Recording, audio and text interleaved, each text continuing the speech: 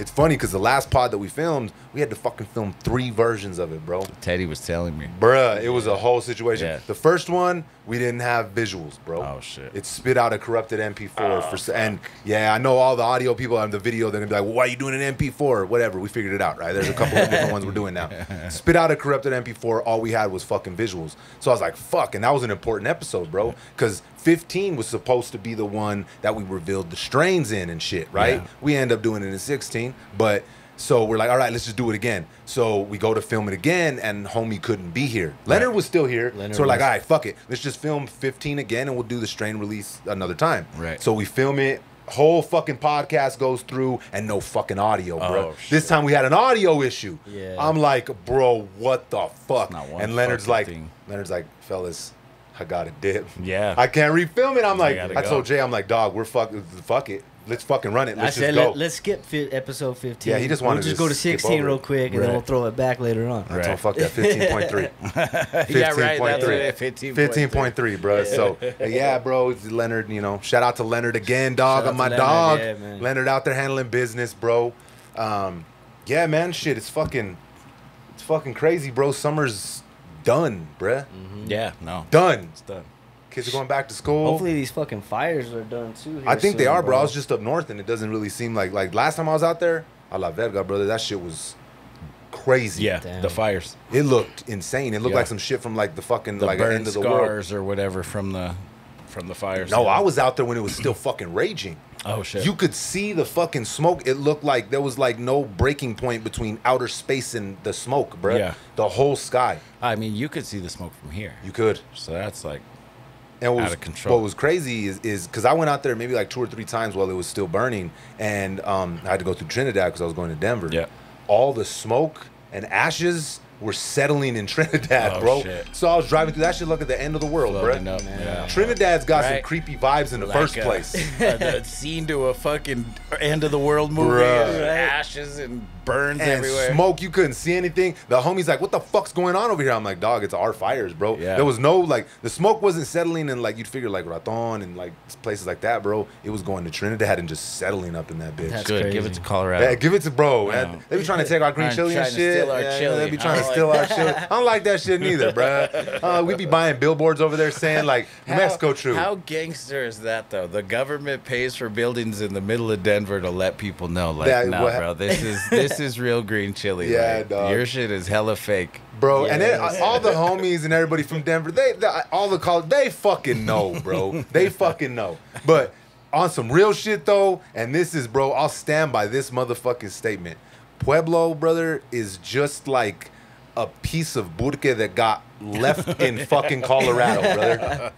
That is straight up, bro. Straight I go up. over, like, I feel like I'm at home, It's dog. in I'm like, Albuquerque. this ain't fucking Colorado. Yeah. This is fucking Albuquerque, That's bro. fucking funny, bro. It's a trip. They talk like us. Like they're going through the same shit, bro. It's crazy. They're always We used to get construction it- up in that yeah, bitch. we used to get it cracking out there, like with the shows. That was like one of the stops on like the road. You know, we would do certain things, different places. We'd be Pueblo, Colorado Springs. Yeah. It was always cracking up there. And they're so close to each other, Yeah, so it's easy to like It's hit a them. very similar vibe, very very similar vibe to Albuquerque. 100%. I'm Yeah. telling you, they just something happened, bro, and they just like our people got lost there. They got stuck, bro. Moved Someone them put up a over. wall or some shit. They're like, we're trying to get home, bro. That's hilarious. Yeah, man. Well, fuck, dog. I guess we should introduce this fucking pod, right? Jay, bro, you know, we're gonna introduce it today. You took the Roadcaster, so now I can't introduce the pod, bro. Yeah, don't even look Feels over good. here, Don't even dog. look over. This is mine now. This is mine now. You are now tuned in to Respect the Connect. Hey. Jay's here. Your host Johnny James is here. And we got another guest up in this motherfucker. You feel what I'm saying? My dog Boozle's here.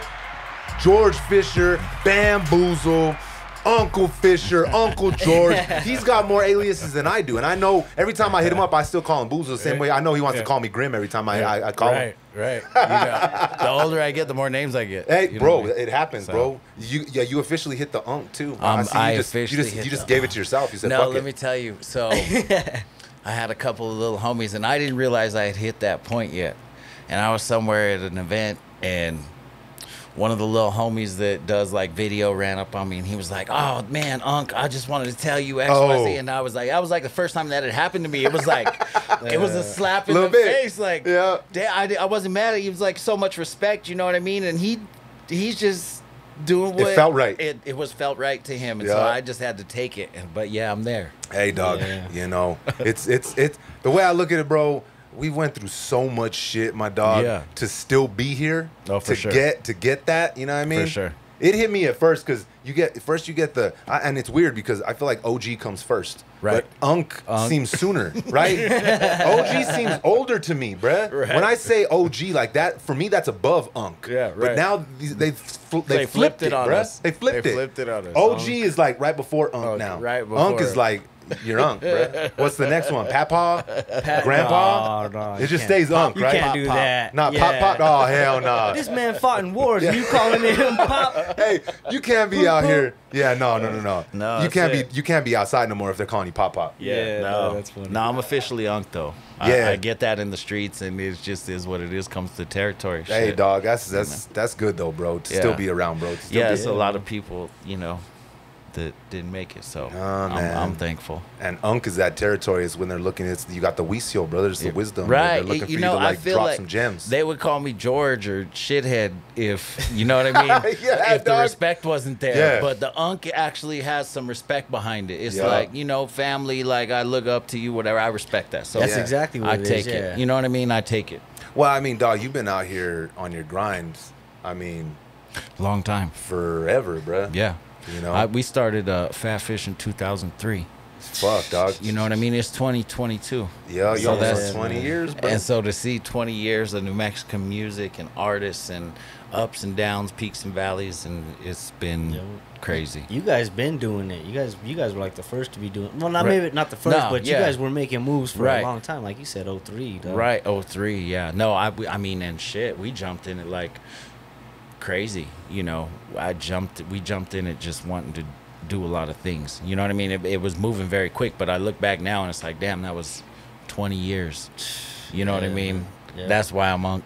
Yeah, that's 100%, bro. But and I think, honestly, bro, like Jay was saying, like you guys had started, bro. Might not have been the first ones, right? Because Right. who knows, people have been making music fucking forever. Yeah, But there's for probably real. people that were out here in fucking the early '90s that were doing some shit that we didn't even know. You know what I mean? But you guys stood out instantly because you're like, all right, no, we need a label. We need merch. We need Right. a fucking actual studio. Right. You know what I mean? So all that shit was like a big factor in like the building blocks, Right. bro, of Right. people taking us seriously down here. For sure. You know what I mean? You know, at that time, we were watching Houston really Yeah. close. Yeah. Houston was Paul Wall and Mike Jones and all these artists, you know, Zero and Lil Kiki and SPM, and there's all these artists that are coming out of Houston at that time. And I think at that time, when we initially started doing things, we were really trying to emulate those things that we were seeing those guys do with the merch, with having 20 guys out at the bar with shirts on, and you know, getting the DJs to play the music by Yeah. any means necessary. However the you know what I mean? however the fuck you had to get them to play it, bro. Yeah. You know what I mean? It was a wild time, but it was a time I feel like we had to do a lot of things that people weren't doing in order to make those moves to be in a different position. 100%. You know what I bro. mean? I knew a few people at that time that had labels that were doing some things, and you know, honestly, shout out to Dante Padilla with R&D, because R&D, yeah. he was one of the first ones that I seen that was kind of moving like that. Yeah. And he gave me like a little insight to what he was doing at this time, and this was maybe like 2000. You know what I mean? Damn. 99, 2000. He had Metal and That's when they did Stepping Up Game. yeah, and they had the David Wade over there, and they had The brother Bino was there Fade too, Dog, huh? Merciless. They were doing the video, the What's Really with Chingo Yeah, and Bash. that shit was funny as Dante fuck. had all kinds of shit going, 100%, and yeah. he like invited me to the studio to go hang out with Spice One. And I got to sit in there and watch Spice One record, and it was me, Mike C, and Spice One, and it was just us three. And that was the first time I had been in a studio, and when I left there, I was like, this is what I'm trying to do. Yup. You know what I mean? And so I knew if I did what these people over here that were successful were doing, and I just did it where I was at, where nobody was really doing it, I could probably make some waves. Yup. You know what I mean? Yep. And we just pushed. Yeah. Oh, that's dope, bro. Yeah, because I mean, you guys seen that happening out there, and then you emulated that out here, Right. And that set the path for like other people Right. to try to do that, bro. Right. I don't think anybody was just making that connection. You know, it was as simple as that. Like, if you just watch what successful people do, you can become successful. You know what I mean? It's really Facts. not, you don't have to reinvent the wheel. Nah. You don't have to be the next biggest thing ever. You just got to look at what successful people do day in and day out, and you'll become successful. Just throw your own rims on that bitch. That's it. The Just wheel throw your own- works, bro. Just throw your own kind of rims. Candy paint the shit. 100%. And you're good to go. I think it was easier for us too because they started popping off like on a national level, like when MTV came around and stuff. But since we're so close to Texas, their stuff was coming down here first. Right. So we got that trickle effect down here, and it's like, oh shit, they're all squatted up. They're all moving as a unit. Right. They have merch. They're doing shows. They're booking their own tours. They have their own labels, right? And shout out to you. Got to go all the way back to Rap-A-Lot to Jay Prince. The early. That was I've always looked up to Jay Prince. Bro, it's hard not to, dog. As someone in the game, like fucking the way he's respected, Yup. the way he's connected, the things that he's done, the behind the scenes that he plays. You can tell he calls a lot of shots. Yup. You know what I mean? And still to this fucking day. now, Drake's the biggest thing in the world. And look, That's his son. his You know what I mean? and it's crazy because his son bro, the Yeah, fact that he found Drake off of brought him MySpace to his dad and is said, "Yo, fucking let's make crazy, this happen." bro. That's crazy. Crazy. And look where it is now. He's even to this day. Then you go back, you got Ghetto Boys, bro. Oh, He's yeah. had his hands Oh yeah, all over. all over the place. Jay And then- Prince makes a call. Yep. Hey, you better Yep. you better figure that shit out. Yep. At least answer your motherfucking phone, bro, Right, because right. Figure that shit out. and that goes back, and like you said, you don't have to reinvent the wheel, dog. It's already there. It's already there. They've You already just got to do your own version of that. Think about how many people have been successful in music. How many people have laid out that game plan? Diddy, Suge Knight, Master Jay P. Prince, Master P. P, Like, yeah. if you really just study what these people did, you Yep. could do it yourself.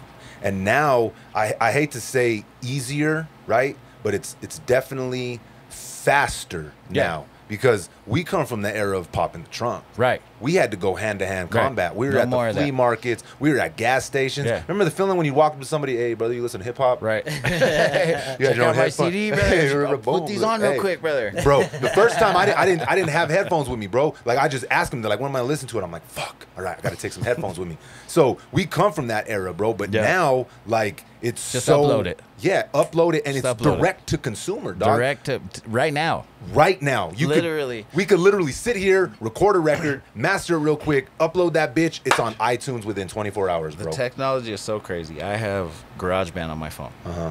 I can make a beat in Yeah. my phone, record on that beat in my phone, upload it to the internet from my phone, and have it accessible as soon as it's uploaded. That's Fucking crazy, bro. You know what I crazy. mean? Like, I came from, you had to go to a studio. Yep. There was no, we got a studio at the crib. There's the one in the closet. There was none of that. Yeah. You had to buy studio time from somewhere because nobody had Pro Tools Nope. at their house. This was the very beginning of that. Like, for the very, fucking $1,000 a pop, shit. No that- shit. now Damn. you fast forward 20 years, fucking every third house got a fucking studio in No it. shit. You know what I mean? Like, it became so accessible and affordable that you could get online, spend $200 or $300 and get your mic and your headphones and your little program you needed. all you need. And that's all you need. And at the end of the day, I look at it like a double-edged sword, right? So it's done really good things, and it's done some bad shit in watering down the industry, right? Because Quality. now everybody thinks that they can do Put some shit out. exactly, Yeah. right? So there's a lot of shit out. There's a lot, but and it's harder to like. You have to like actually focus and like look for it. You feel what I'm saying? 'Cause Right. there's so much out there, dog. But it's made it really, really dope for people that are creative to just have access instantaneously. Exactly. Because you don't need $1 million studio, bro. Well, not only that, but it eliminated, that corporate music machine. Yep. Yeah. Now it's an independent game. Now Johnny James could just go on DistroKid, keep all the rights to his music, upload it to the internet, and if he has a fan base on any other kind of social media, he can instantly garner plays just by using the fan base that he built for himself on this or that or whatever. It's a whole different ballgame. Yeah, because shit, back when we first started working, you know, we had Teasing Everybody, we had a whole everybody, bro, but we couldn't like release the music because it wasn't that easy to like at that time. It was like Bandcamp. Yeah, well, we had there was TuneCore, early SoundCloud. Yeah, it was early SoundCloud, But see, TuneCore, you and can't Reverb monetize Nation. that shit, though. oh damn, Reverb Reverb Nation. Holy fuck! But like DistroKid changed it, dog, because now you could upload that track and you could say produced by or featuring, and then you can split it. You can Exactly. tie I was somebody else just into the about to royalties. say that. And Bro. that was one of the big that was a big issue The because when you have like 3 or 4 people on a track, like how do you How do you split How do you split everything? a physical if 20 everybody has their shit together, we can all get a piece of the pie. Easy, You know, Exactly. and we don't have to involve a Sony or No Universal shit. Yeah. to come take 50 cents out of the dollar. You cut the middleman out, bro, Right. and 100, that's for me. That's what stands out. That's the biggest thing, bro. Is how it's just laid out for you now. And now, hey, we're talking about DistroKid like they're not. Hey, they ain't sponsoring us yet. DistroKid, holla at me. Yeah. You know what I mean? But we fuck with y'all. Because For sure. any independent artist, and I get asked this all the time too. Like I think I'm like maybe a year away from Unk, or they just haven't said it yet. They're saying Unk behind my back. You know what I mean? But I'm close. You and don't got any grays yet. You're not there maybe yet. that's You why need- that might be you it, bro. gotta- yeah, Once they see the grays, they're like, oh, this 2 or was 3 Unk. pop in, someone's over. gonna approach you. Hey, I Like, got yo, him, dog. Don't be Uncle coming at me like, Johnny. Hey, Unk, Jay's gonna be Unk before me, bro. So I'll get questions like from younger artists that are like, man, what do I got to do? And for me, I instantly answer and I'm instantly accessible because I remember when I had no fucking clue, bro. I had no outlet. I had nobody to answer these questions for me. So Nobody to it tell was you. all trial and error. You know what I mean? Like when I first stepped into the studio, bro, like I didn't know what the fuck I was doing.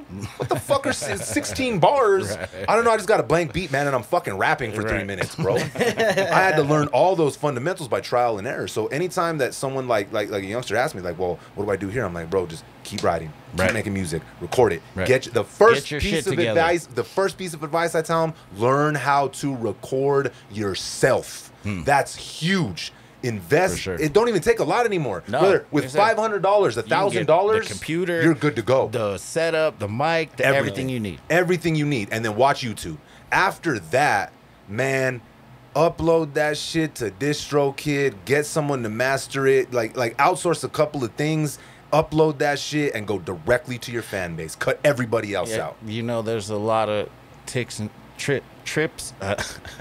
Either or, both of them. There's those tips two for and sure. tricks that we've learned along the way, and you know the DistroKid is definitely one of them. Like if you don't have your shit together as far as your royalties and your publishing and everything tied to your music that you're making together on the internet with a TuneCore or a DistroKid or whatever platform you're using, get that shit together. Yeah. You know what I mean? One of the cool things that I saw about DistroKid,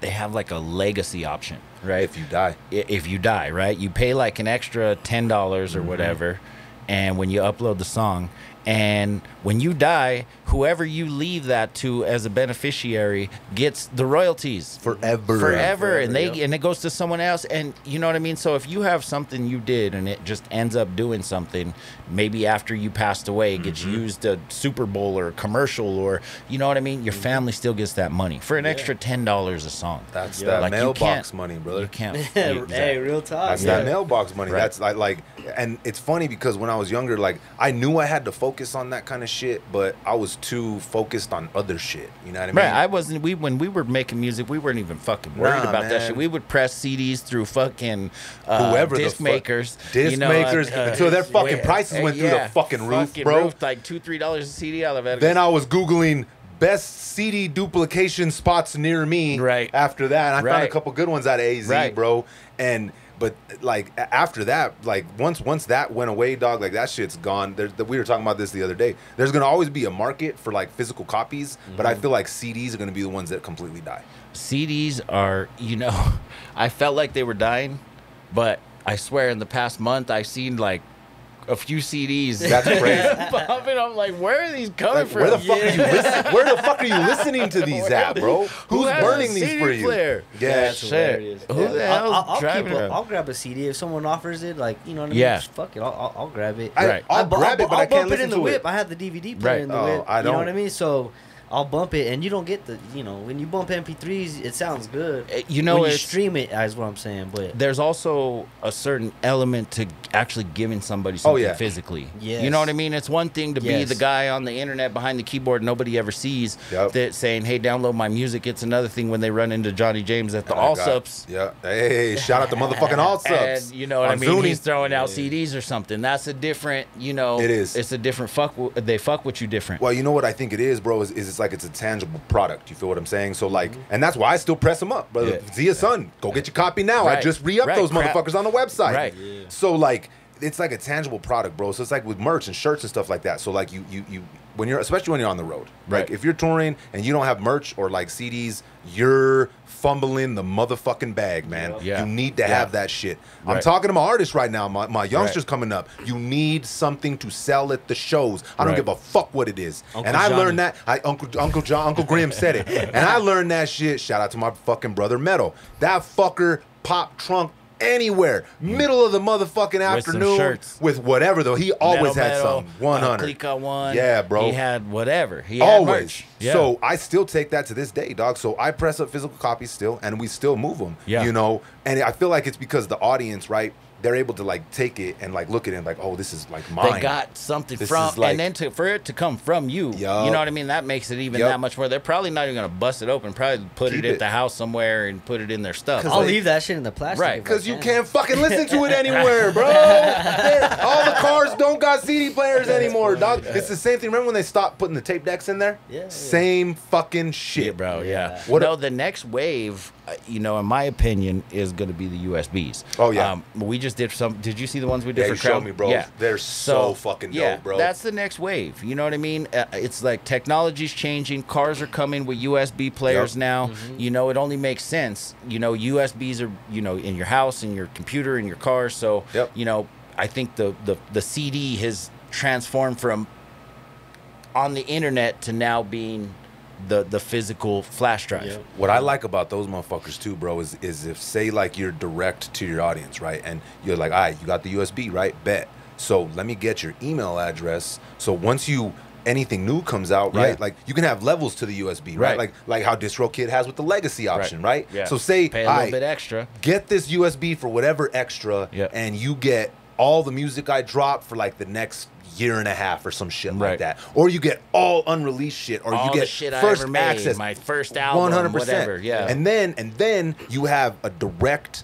contact, right? Because a lot of these people, they think, okay, like I'm blowing up on Instagram, I'm blowing up on TikTok, I'm blowing up on Facebook. Okay, that's dope. But what happens if that shit breaks? Right. What happens if they pull the plug? What happens if they delete your account? What happens to all those fans that are paying attention Yeah. to you If if you you don't didn't have get a 'em. direct Right. line to them? Yeah, you're without fucked. that third Yeah. party. Yeah, so you got to do everything you can, bro. It's the same shit, dog. We grew up learning business in the streets, and you always want to eliminate the motherfucking middleman, Yeah. right? And Facebook and all these dope companies that I fuck with, bro. Like that's They're one the of the middleman. reasons why they are the middleman. They're their middleman. So and the middleman can always pull the plug on For you, sure. bro, Oh, or yeah. increase the prices. Cut your account.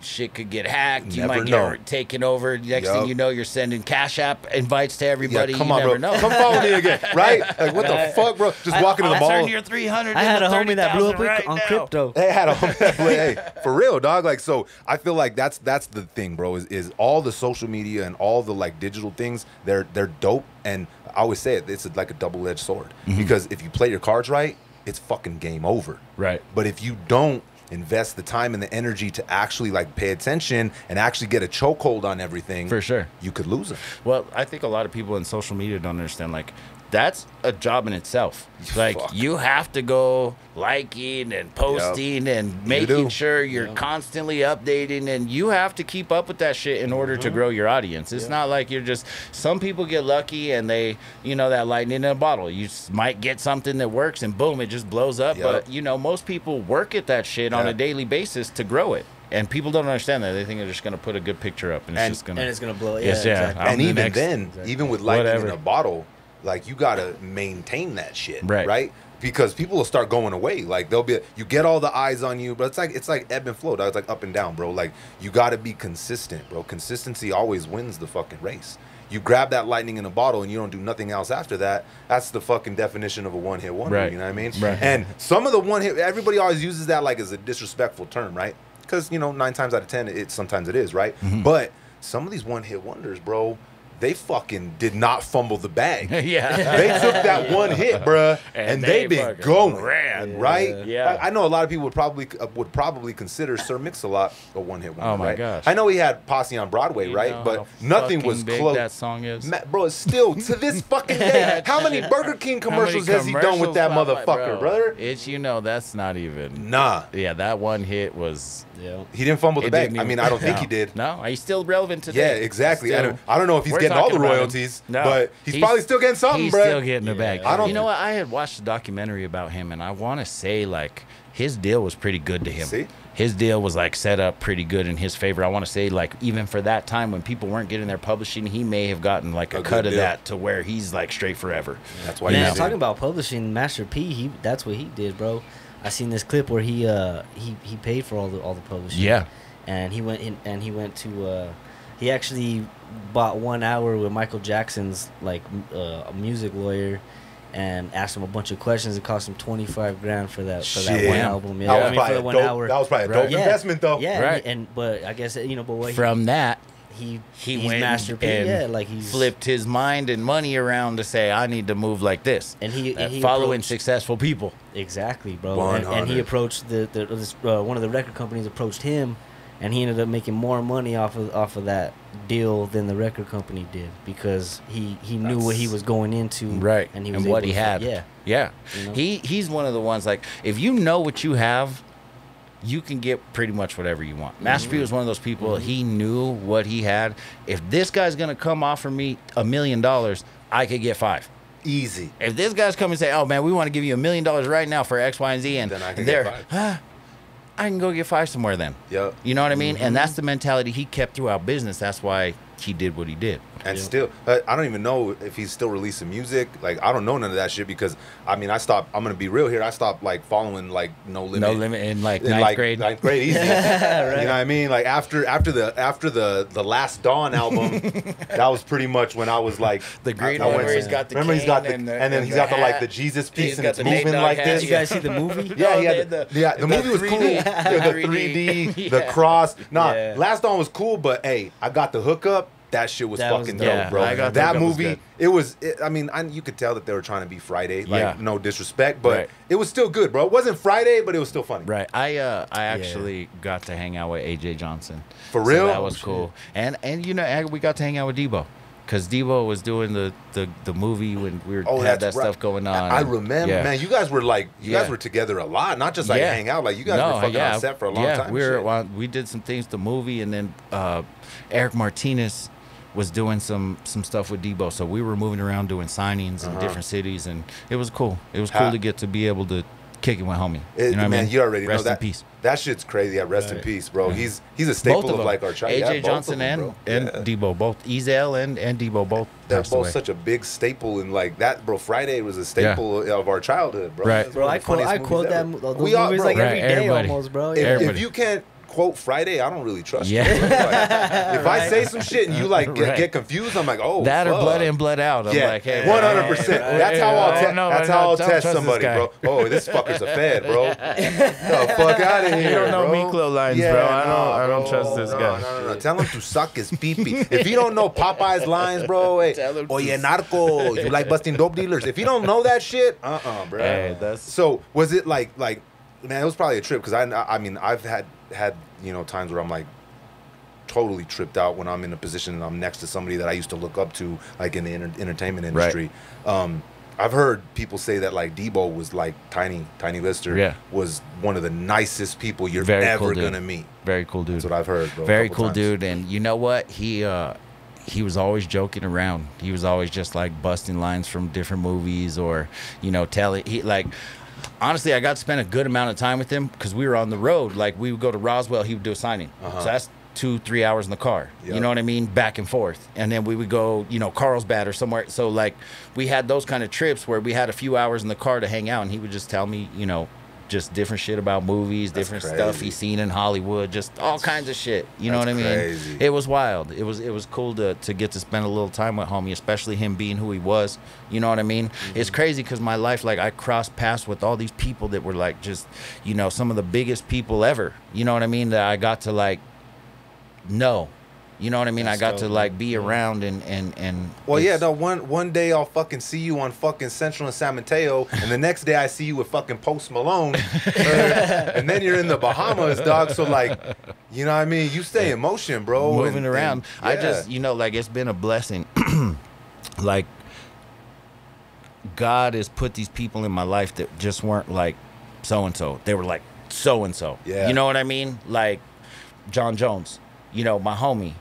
You know, he's not just a UFC fighter. He's one of the biggest ever to do it. Ever. You know what I mean? Post Malone's not just a guy in music. He's one of the biggest to ever do it. Yep. You know what I mean? Just shit like that. And put me in those situations where it's just, that was another one of those situations with Deebo. You know what I mean? It's like, he's not just an actor. It's fucking Deebo. Yeah. You know what I mean? That's Deebo. That's Ezel and Deebo. Man. Like, that shit is big. That's hood classic shit. You 100%. know? So we grew up on those, dog. Like, they're staples to our, like, they're staples to our childhood. So like, when you're able to, like, it's a trip because there's been moments when I'm like, I'm standing there in a situation, I'm just like, how the fuck? What am I doing here? Did I get here? Yeah. Like, what the fuck am I doing here? This is fucking that's crazy. I think the first time that happened to me, bro, it was when, like, I was on the road with Metal, bro, and we did a show with the Rio, bro, right? And we opened up for Jamie Foxx, bro, and like Tech Nine, yeah, like, all kinds of shit, Baby Bash, like what the fuck? And like I'm sitting here, brother. Like I grew up listening to Metal, so like I'm backing him up, bro. So we're fucking spitting like his classic records on top of the Rio in Vegas. I'm just standing there like, what the fuck? How the fuck did I get here? This is fucking crazy. Metal's the shit, man, bro. And I'll never forget the second time, bro, was when it really fucking sunk in, bro. Because I was drunk in Vegas, so it sunk in a little bit. But this time I was sober, bro. And it was when Lazy Bone was down here kind of doing like a New Mexico tour, right? Yeah. And what was that fucking club up there off of Coors, bro, that we always, was it Knockouts or Knuckleheads? Knuckleheads. No. Oh, Knuckleheads? No, remember, wasn't the one on Coors? Yeah, right off the freeway in Coors. Right off the freeway. Yeah. So, that was like the last stop. Got shut down. Right? Too many knuckleheads. So, man, we fucking fucked that spot up, bro. For real. Hey, that was our fault. My bad, bro, because we did some stupid shit over there, bro. We had clubs that would let us come and they'd be like, y'all need to get the fuck out of here. No more. We fucked it up, bro. No more, you guys. So like we're at Knuckleheads, bro. Like, and I performed like my set was right before Lazy Bones, right? So like we were all still there. And my little brother was there with me. And like I was still on stage, dog, and like Lazy Bone, he's performing. We're all on stage with him, bro, and he's there spitting, dog, and then he talks about Biggie, and he's all, you know, Biggie, we were really, really close. But Pac was my boy for real. Right. And he goes into the Pac record. I'm like standing right next to like Lazy Bone. Right. And my brother's here on stage with me. And like I just look at him, I'm like, dog, what the fuck are we doing? Yeah. Here? How the fuck did we get here? Like, this is fucking crazy. Yeah, right. So it's like you said, bro, like the universe has a way, bro. It puts certain things in your path and in your life that you won't never expect, but it's for a reason. Yep. Especially if you stay consistent and you move in that direction, right? Like, I'll tell you, like, one of the first times that I had that, like, what am I doing here feeling was being in the studio with Spice One. Yeah. You know what I mean? And think about what came from that. I went to the studio to go do some other shit. You know what I mean? Music at this time was not really something I was like, oh, I'm trying to rap. There was a vibe and energy in that building that day from me being with that person. Yep. And just knowing who this person was that changed my direction entirely for the next 20 years. You know what I mean? Crazy. That day in that studio with Dante and Spice One and Mike C, that changed. That was like the beginning of Fat Fish, where I said, I could do this too. You know what I mean? And I ran. But just that inspiration from that universal meeting said, you go this way. And if You know what I mean? And if you're consistent with it, dog, like it'll keep, bro. If you stay plugged into the source, bro, I say this all the time. You stay plugged into the source and you keep putting that shit out there and you keep working, you keep getting better and you keep moving, you stay consistent, that's gonna lay a path out for you, dog. What I'm saying, bro, like in my life, like so many different instances with these people that are the biggest and the best at what they do in the world. Yeah, like bro. God put me not just with the guy, but with the guy. Yeah, like you said, know what I mean, bro. You could go anywhere and say Post Malone. Motherfuckers that have no idea what hip hop even is, bro. Know who the fuck Post Malone is. You know, this is crazy. I don't know if I ever said this before, but I took my parents to meet the Rolling Stones when I was 10 years old. Holy shit. I met the Rolling Stones in my homie's living room here in Albuquerque. For real? And went back and told my mom, and my mom was like, "What the fuck are you talking about?" Calls my homie's mom, and my homie's mom's like, "Yeah, you know, so-and-so's friends with and they're here. They stopped in town in between cities." And bruh. I go back over to my homie's house the next day. They give me tickets, and they say, "Oh, we heard your mom, you know, didn't believe you. You know, give these to her, and you guys come to the show." They had a show in Denver. Damn. Went back home, gave my parents the tickets, took my parents to meet the Rolling Stones. This is when I was 10 years old. That's Shit's fucking been crazy. Screwy Louie since then. Yeah, so you know what I mean? Yeah, it was written, bruh. It was written. Yeah, you were on the you know path. What I mean? Was like, the path. Pac was my favorite rapper ever, and I just have had a lot of run-ins with people that fuck with Pac. You know what I mean? Spice and Pac were tight. That's the big one right there, I got bro. to hang out with Big Syke for 3 days. I got keys coming from. I said, bro, do you know how? That was probably the most starstruck I've ever been in my life out of anybody I met. When I met Big Syke, that was like, I'm getting goosebumps. That was the most starstruck. I couldn't believe it. Cause that's. But I rap your shit every day. Yeah, come on. What? I got keys coming from overseas. Cause I think it was too hot. I was like, Hey, come on. Big Syke. Come on. That was probably the most starstruck I fucked. Way more than a Mick Jagger. Yeah, bro. But I bet your parents were stoked about that shit though, right? To say that, yeah. Parents are tripping. Shit's been weird since then, and weird in a good way. But like, you know what I mean? Like the path was just like all these people that just were the biggest, and it just made me really feel like I'm, you know, I know there's more I got to do and accomplish and shit to make happen. Versus just like, and I think a lot of people, bro, they don't realize it sometimes. Sometimes. If they pay attention, their path is in front of them, bro, and they either lose focus, they lose consistency, or they lose ambition, right? Mm-hmm. Sometimes, like some people are lacking in some of those, like them pieces that you need, right? Like being on the road and meeting all these artists, bro. I've seen like some of the most talented motherfuckers, scary talented, to where you're just like, holy fucking shit, this motherfucker goes hard. What the fuck is going on? This fucker's ridiculously talented. Like, what the hell is going on right now? Right. Yeah. But that's it. There's no ambition. There's no work ethic. There's no drive to do anything else but where they are at that spot, right? Mm-hmm. They don't have the drive, dog. I got a homie right now that I would say, you know, at the height of me doing Fat Fish and the studio on San Mateo and all these shows and Lil Scrappy and Young Buck, all the shit that was going on at that time, I had a homie I was making music with. One of the most talented motherfuckers I ever met in my life. This guy could make beats, he could sing, he could rap, his raps were hard, his melodies were hard, his songs about girls were hard, everything was just on crazy. Hit. He's homeless right now. Damn, that's fucking crazy, man. Bro. That's fucking horrible, bro. Hit me like, yo, I'm fucking, you know what I mean? And to see somebody talented like that. Yeah. To have, to know that this guy could go to the heights of whatever, he could make plenty of money beat making or whatever, but to be stuck for whatever reason and without somewhere to sleep, it's just crazy. It's just we mentioned it a few times, bro. It's like trauma. Something happened to where something happened, and you know what I mean. You know like, what I'm saying? Unfortunately, it's fucked up. But more and more, I'm seeing more people in that same situation, the same circumstances, with nowhere to live, nowhere to stay. Mm-hmm. It's hard to see, bro. It's hard to see people that I know and that I fuck, because I can't help everybody. You know what I mean? I can help where I can help, but I can't. You know what I mean? I can't just give people or house people or. Well, you could cook. I mean? You could cook all the food in the world, brother. You could set the plate. You could put the forks down, pour them something to drink. You cannot force them to eat, bro. You can't. Right. And I want everybody to succeed. Yeah. But if you're not trying to help yourself succeed, I can't sit here and fucking go to bat for you every day to succeed, and you don't get up to bat and swing for yourself. Yeah, Yeah, you know see, I mean? and it's a fucked up balancing act, dog, because you love them, bro. Like, you love them with all your heart, dog. They're your people, they're your family, they're your homies, whatever it is, bro. But, like, there does come a certain point, bro, where you're hurting them instead of helping them, right? Yep.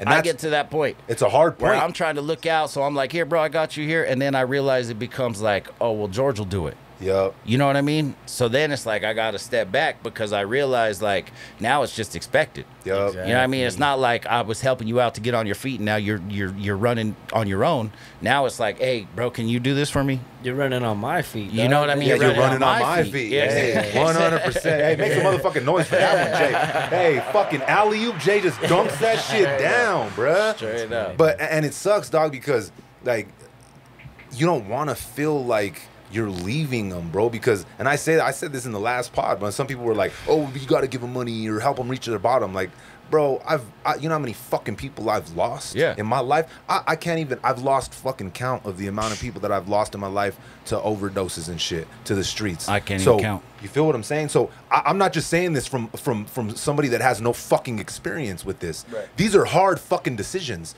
I'm not sitting here like, I don't want to fucking help. I don't want to give him money. He's fucking struggling. He ain't got no fucking shoes. You think I'm sitting here saying, I don't want to give them money?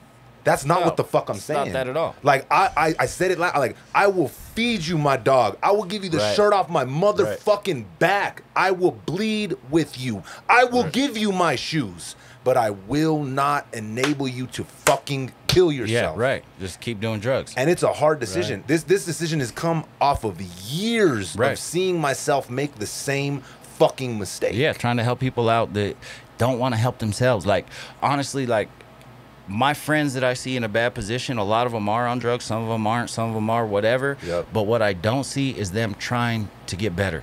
I don't see them wanting that for themselves. You know what I mean? I could put you here, I could put you there, but if you ain't gonna show up every day, what difference does it make? Like we said, you could have all the fucking talent in the world, bro. If you're not gonna put it, if you don't put the drive, the grind, you know, if you don't put all that to it, it's not just about being talented. It's gonna go You nowhere. gotta put the work in. I was just trying to explain to my homie the other day, like, a lot of people, you know, I don't know, I think a lot of people have the misconception that things just come. Yeah. You know what I mean? And that's not what it is. Like, hard work is going to bring you whatever life you want. Yep.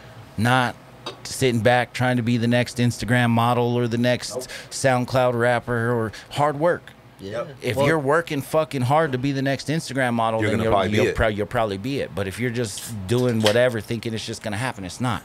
Well, I think I feel like people see the end result, bro. Like they drown out all the hard work and all the, hey man, please share this song, or whoa, hey, here's a new video. They drown out all that like legwork, and they see you at the finish line with Post Malone on Instagram, and living the fucking life. Yeah, and thinking they don't see the 20 years that I put in the streets, all the pressing CDs, traveling, staying 4 or 5 deep in hotel rooms. You know what I mean? Scratching to get by.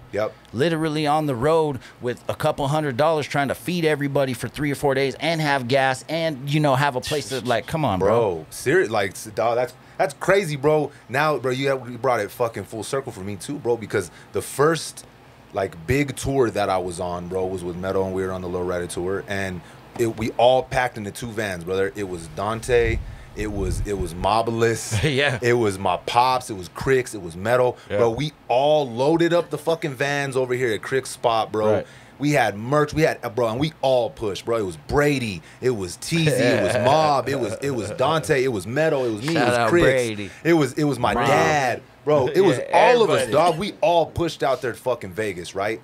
And we get out there, and like you said, Dante, he already had he had it laid out, bro. The merch, so he had all his merch, he had all his banners, bro. I had just released my first tape. I'm like there with my fucking little tape. You feel? I'm like, damn, right? Yeah, I'm like, yeah, whatever. So like we get there, bro, and like the first day, bro, the tour hadn't even we got there like 2 days before the show.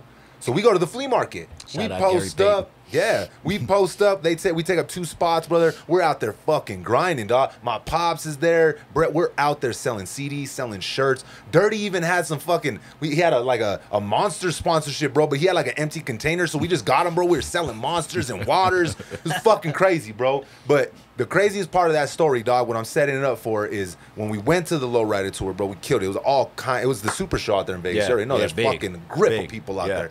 Killed the fucking show. Shit was crazy. And our merch booth was fucking bonkers, right? So I see my pops and Brady, though, right? Like, these 2 motherfuckers, I'm like, what are these 2 doing? So it's Vegas in July. Hotter than fuck, bruh. And you already know. I can't even say hotter without it going anywhere.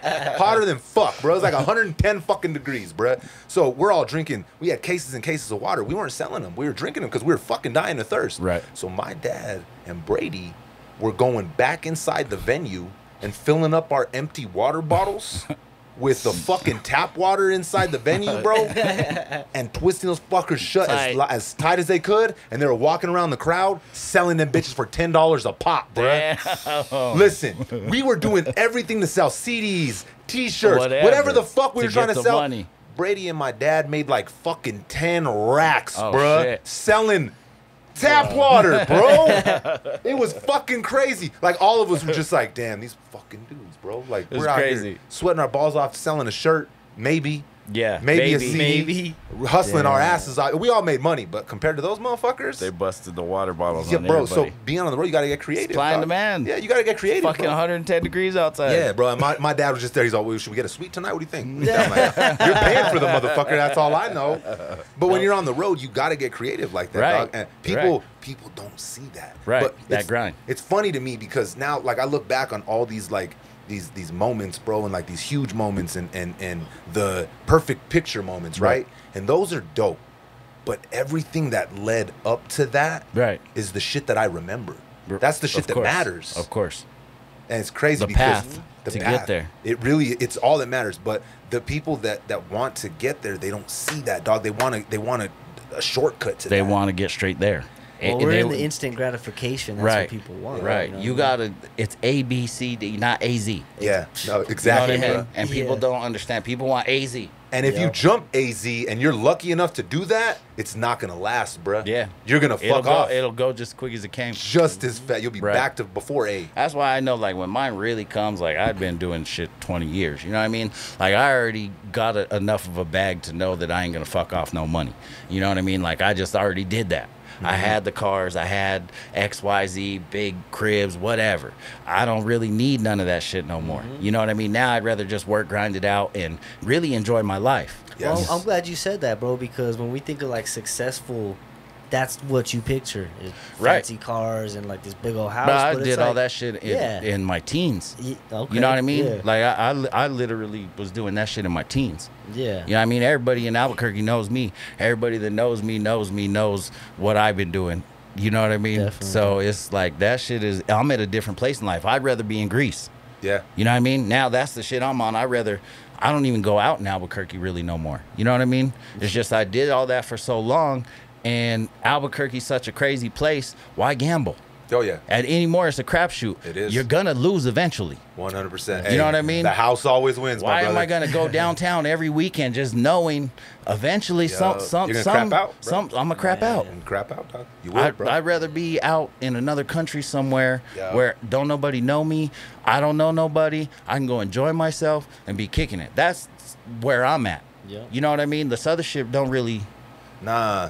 And I think that just comes with, like I said, bro, we're lucky enough for people to even look at us and start saying Unc and OG. Yeah. Because that comes with time. Like, I remember, like, even just 10 years ago, bro, that my 27-year-old version of myself, I was focused on, like, I got to be the best. I want to be the best at this. I want to be the best at this. I want to have this fucking, I want to have this amount of money. I want to do this. Like, all that shit, bro, doesn't fucking matter. And now you're just trying to do you. That's it, bro. Like right now, it's at this me point, versus me. My biggest, You know what I mean? my focus, my main focus right now, dog, is equity and generational wealth. Right. That's all I'm focused on. You're focused on Johnny James. You're focused on the shit you're doing. Yes. Your endorsements, your brand ambassadorships, your line. You're focused on you. Yes. And it's not even about being the best podcast there ever was, being the best clothing. It's just I'm gonna make the shit I like. I'm gonna do the shit I like, and if you guys fuck with it, fuck with me. Yep. And you know then what I mean? once I'm in the man, I'm glad you said that, bro, because that is 100% where my focus is at. And anybody that knows me knows that once I open a fucking door, I'm propping that bitch the fuck open. Right. Let's go. Everybody run in. Let's go. Yeah. Let's go. Let's go. Yeah. Come behind with the drill. We just take the door door off. We're taking the door off Everybody the fucking okay. hinges, bro. We're picking the lock, coming through the All door, that, bring the blasting hammers. like, you know what I mean? So, like that's where I'm at, bro. And if I could have told that to my 27-year-old self, I was focused on shit that was taking away my focus. Well, hopefully we can tell this to some 27-year-old, somebody out there. Look, focus on you. Make your life you versus you, and go get it every day. Don't worry about what he's doing, she's doing, X, Y, Z, whatever else is going on. Just do you.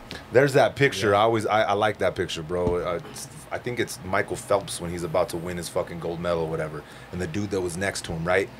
You see Michael Phelps, he's looking straight forward at the motherfucking target. And this motherfucker's looking at Michael Phelps. He might have beat that motherfucker if he wasn't looking at what old boy was over here doing.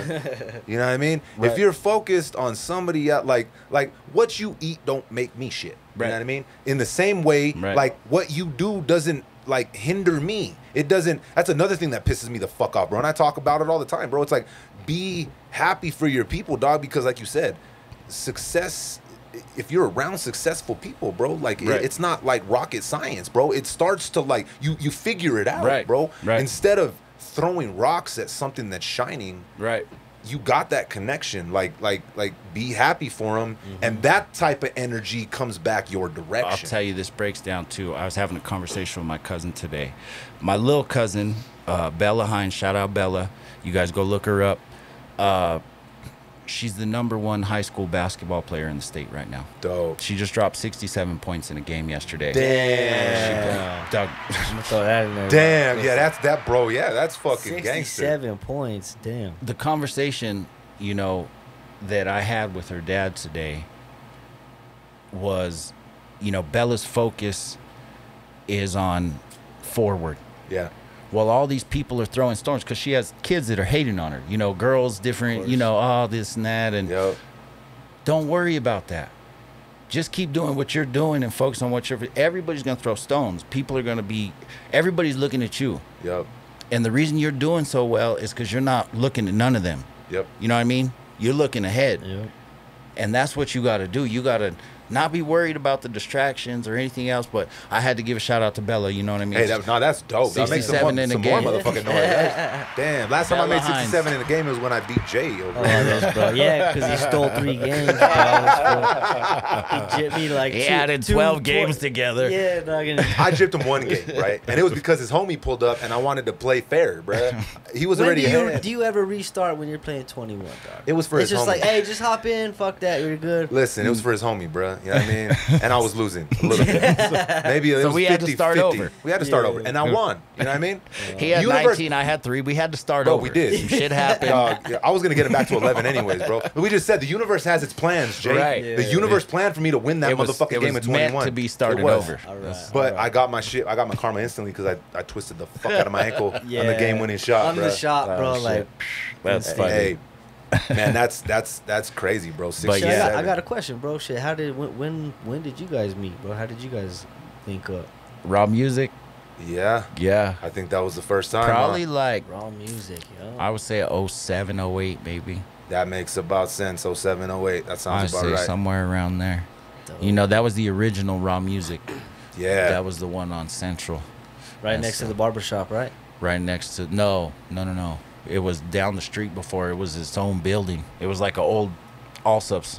Hey. I think it was an old Allsup's building or something. And no, you know what? Now you said that, there was the barbershop that was right next to it, though. There was actually. Remember? Actually, yeah. Yeah, they fucking remember. Hey. So that was an Allsup's? That whole little building? I think so. It was set up like maybe a Circle K. If it wasn't, it was definitely set up like a fucking Allsup's. Right, okay. Yeah. I used to get my hair chopped. Yeah, that was, the Duke City United 2. Yeah. That's what the fuck it was. Gremlin. Yup. was coming up, and we were fucking with Marty. Yep. Marty was the Damn, camera guy. Fucking Yeah. Marty, bruh. Fucking Martin, bruh. Marty was, you know, for as crazy as Martin was, he was trying to push the movement forward. He really was, bro. He was moving around That's with his dope. little camera.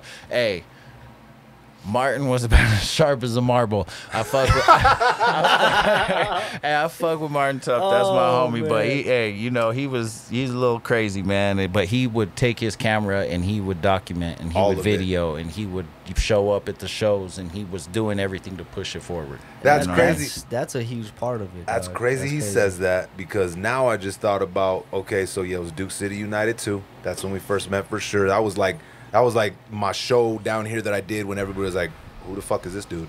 Who the fuck is this gremlin dude? Where the fuck this guy come from? Right? And then Boozle hit me after that show. He's like, hey, let's get in the fucking lab.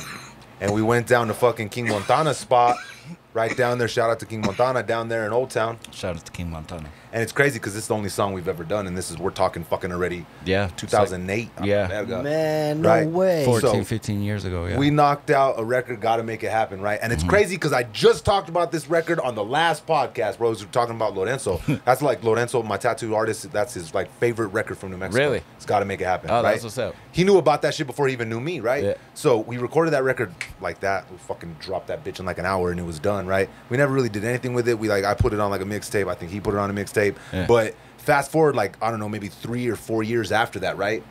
Martin, I hadn't seen him in a while, and everybody was in motion, and he like tags me in something. I'm like, what the fuck is this? This fucker put together a whole video He made a video. of our performances and All behind the clips scenes and shit, edited it clips and- that he had picked up That's at dope. Leo's. Mind and you, he's about as sharp as a marble. So this was I was like, damn, I was impressed. I was like, I was like, damn. where the fuck you I get this thought he footage just from? pushed record. I didn't know he was doing all Crazy. this. Like, That's hilarious. he stepped it up. So y'all can go out there, shit. Google, or go to Google, YouTube, Gotta Make It Happen, Bamboozle and Gremlin, and that shit. We didn't That's tell him to that, do huh? it. Yeah. No, it's all footage Yeah, from the it'll pop up. years that he like. Yeah. We're talking from Misty's all the way to Paparazzi. Ned's, paparazzi. Ned's is Yeah. even in there. Yeah, Holy Ned's in shit, there. bro! Yeah. Damn, that's crazy. There was That's a lot dope, of bro. like, Okay, there dope. was a lot of spots that let us do things until we fucked it up. Yeah, and bro. and that's what made it really hard to create a following and a scene for the local music. Was we just kept fucking it up. You know what I mean? We would go somewhere and we just brought out like all of the dummies. and we would wild the fuck You know out, what I mean? too. That's what it just really Yeah. what it was. You get a bunch of people that listen to our music and listen to local rap music, and you get them full of liquor, and someone's gonna get shot. And then you get us You know what full I of mean? liquor. Or stabbed You get and- us full of liquor, You know what I pouring mean? gasoline on the fire, Right, right. and it usually ends. I man, mean, I seen concerts end in serious police fucking Yeah. enforcement. You know what I mean? I seen Smurf one time. I'll never forget it, bro. It was like shout young- out to Smurf. Fucking Shout out yeah, to my shout boy out to Smurf, man. It was like Young Buck and Lil Scrappy, and a fight had broke out. And someone had gotten stabbed, and gunshots were going off, and like this whole place is just like spreading, dispersing.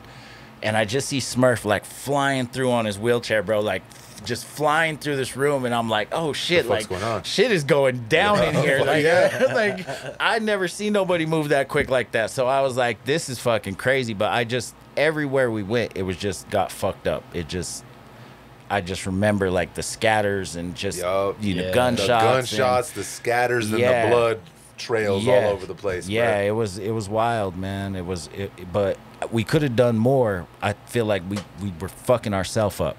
Yeah, I Yeah. would have to 100% agree, bro, because Yeah. they gave us platforms with nobody, like these venues, bro, like that. And there was times when we had, bro. Sometimes Leo's would be wall to fucking Yeah, wall For sure. Like Yeah. one time, I thought that stage was gonna break, bro. That's Grandpa Leo. He's Hey, there we go. I call him Grandpa Leo. Shout out Grandpa Leo. One time we were on that stage, bro, and this was me and Teezy were on stage, bro, and there was like 100 bitches on stage with us, right? And this fucking broad keeps trying to pull my dick out on stage, bruh. I'm like, what the fuck are you doing? Get the fuck back. Like, bag back. Like, I'm trying to perform. Like, Kevin Gates shouldn't have kicked that bitch in the face as hard as he did, right? He was a little out of pocket, but man, sometimes you gotta defend yourself when you're on stage, my Can't be dog. having all that. I ain't trying to have my dick out on stage at Leo's, bro. Chill Like, out. come on, calm down. Whoa. And bro, and I never take my girl to concerts, and it's the first one she's there, Oh, bro. no. There's like 100 bitches on stage, bro. course. I'm like, I swear to God, I didn't know who the fuck she was. Of course. And it's funny, bro, because fast forward. Let's fast forward. That show was probably fucking 10 years ago, right?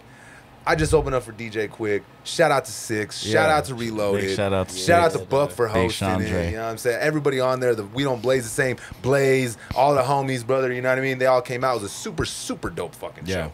And I like to be right next to the crowd, dog. So anytime that they got a separation, you're going to find me jumping in the crowd surfing or doing some shit with the crowd, right? So on the barriers, there's like steps there. And so I'm jumping from step to step, and right before I fucking got up there, I was wearing my fucking my Nike. They're not the hoochie daddies because they're actually below the knee. Yeah, okay. I don't know, man. I don't know. I don't know. I don't know, bro. I come above the knee, so I'm with Kind you. of hard, bro. I gotta keep. It's got to touch the kneecap at least, bro. If it comes up here, that's man. why they're calling me young. Yeah, I mean, that's why I'm out here in the full size shorts. Hey, I'm from the era. Giveaway. I'm from the era with the fucking golf shorts that go down to here, bro. You know what I mean? So 4X tall. Yeah, bro. Like, come on. We were dressing sloppy as a Motherfucker, motherfucker, don't dog. play with me. My shorts used to go down to my shoes almost, If you didn't bro. come out in at least a 3XT, like, what are you you're doing? bad, bro. Like, what does this bro. guy listen to? Yeah. He's still listening to No Limit. Yeah, you I hit would him look with like a fucking ghost with the 3XT, bro. right. Fucking like a white. Where's Jay? What the fuck's going just on? all floating in the shirt. Hey, you hit him with the Lotto's shirt screaming, I don't fit you, bro. Now, though, if I tried to wear it, bro, I'd be crazy out here in a 4X.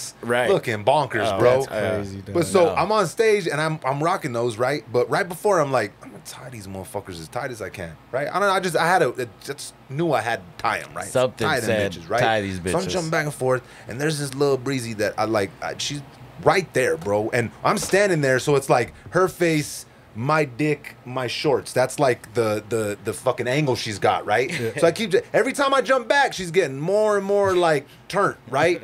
So on the last time I'm right in front of her, she tries to pull my fucking shorts down, bro, and she gave it all she had, bro. That's crazy. She grabbed the boxers and the shorts, bro. This is the So if tie. I didn't tie those motherfuckers, my dick would have been out in front of all the El Rey, bro. Straight up. And I look down at her, I'm like, are you for real? Yeah. Come see me after the show. But it's crazy, bro. Fast forward 10 years and shit, not too much has changed. Yeah. Just the venues a little bit. Right. Yeah. Venues have changed. I mean, now it's like Sister. Shout out to Sister because they're fucking with the locals. Sister's fucking dope, bro. I believe it's Inside Out. Another think they're dope doing venue. a couple things over there, you know, in the El Rey, and Cake, you know, has some events over there. Bro, I haven't been yet, bro. No? And Six hit me and told me that he's fucking bringing B.O.B., which is gonna be fucking What? crazy. That's gonna be big. So I told Six, I'm like, I ain't been there yet, bro. So there's gonna be my first show over there, dog. And we're Yeah. gonna fucking kill it, bro. B.O.B. And Six said, audience that, and they say, you ain't even paying me for this. This is just love. B.O.B. is coming and he's performing with a live fucking band. Yeah. Damn, that's At dope. Cake. B.O.B. is coming to Albuquerque. I don't even know what's the let's look at the date so I could actually drop Reloaded. this shit. Reloaded. Reloaded Six is is bringing bringing it B.O.B.. out. Let's see. Let me look up Six's fucking profile real quick so I could actually hit y'all with the date. You feel me? with the B.O.B., details. that's dope, dog. Okay. Yeah. That's You know, dope and as he's fuck. even been kind of low key for a little while, but I guess he's been touring kind of more independently. And you know, he was I fuck with B.O.B. because he's one of those outspoken rappers. You know what I Yep. mean? He believes what he believes, and he don't give a fuck what anybody thinks about it. And honestly, I don't think he's too crazy. You know, but I think a lot of what he was doing kind of changed his position in the industry. You know what I mean? I think a lot of them people stopped fucking with him Because he was saying shit. Because he was saying certain shit. He was and, going against. But you know, we're 2022. We don't fucking need you anymore. Yeah. You know, he's getting his independent bag regardless. You Yep. know, and he's Right. probably keeping more of it the way it's set up The for way him he's now. doing it now, bro. So, and that's what yep. it's the better than drug. Look, Six, I found it. I got on Facebook just to find it. It's the Better Than Drugs tour, Wednesday, September 7th at Cake Nightclub, downtown Albuquerque. He's gonna have a live fucking band. And look, this one song that I hope he hits, bro. And if I'm there, y'all gonna see me go the fuck off. I'm in my zone. I'm killing it. Bro, that song makes me just want to kick somebody in the fucking face, bro. I don't know why. I don't know what it is about that song. It could be Sunday and I could be hungover. And I'm going to turn the fuck up on that record, bro. B.O.B.'s got some hitters for He sure. did, bro. Airplanes. That one on the remix with fucking Marshall, bro. Yeah, that's going to be dope. So that would be my first time at Cake. That is the venue's inside's pretty dope, too. Yeah. Dope. What the fuck? What old club? Because I know it was another club before that, right? It used to be a Coliseum back in the day. Oh, for real? That is what it was. Way back. It was Club 7. Oh, yeah, damn. Coliseum. Damn, Club 7. Holy Oh, shit. yeah. I remember that crazy ass shit. Yeah. That was wild. That shit got raided out. Bruh, that could, dog. That it's crazy because I go downtown now, right? Like for when we got a show or whatever, and I'll go crawl around a little bit. Right. It's so different, bro. Yeah. You remember when it needed it though. Remember when the cops used to fucking post up like we were in the fucking on the Pinta horses? and the fucking horses, and then they had the tower. Horse shit everywhere. They had the tower, and homie was up there strapped, and then 2 o'clock would come around and they fucking throw on the cherries and fucking get us all the fuck out of there. No, it was going down. Now And they don't give a few people fuck. get beat up. Bro. You know what I mean? Usually ended in macing. No. Everybody get the 9 fuck times out of 10, bro. Get the One time, fuck bro, I'll out. never forget it, dog. I was downtown, and it wasn't even fucking me, bro. They had the wrong fucking dude, bro, and I paid for it. It's the only time I've been tased, bro, ever, right? Ooh. They hit me in the fucking kidney, shit. bruh. Hey, listen, I'm not ashamed to admit it. I've never in my entire life pissed my pants, ever. Ever, right? I never pissed the bed. I was easy to fucking potty train. Ask Mom's Dukes. I'm gonna call her right now, just in case y'all are fucking wondering. Confirm this shit. Listen, they hit me in my fucking kidney. I dropped to the floor, right? And like, my whole body was just seized up, right? Boom, I dropped to the floor. And then as like, I'm like, because it takes a while for your muscles to like relax after, right? Right. And I realized, damn, I fucking pissed my fucking pants. These motherfuckers hit me in the kidney and I pissed my pants downtown. Oh, fuck. And it wasn't even fucking me. They're like trying to get me and they're like, oh, it's not even him. And then they just like dip out, bro. They leave me there.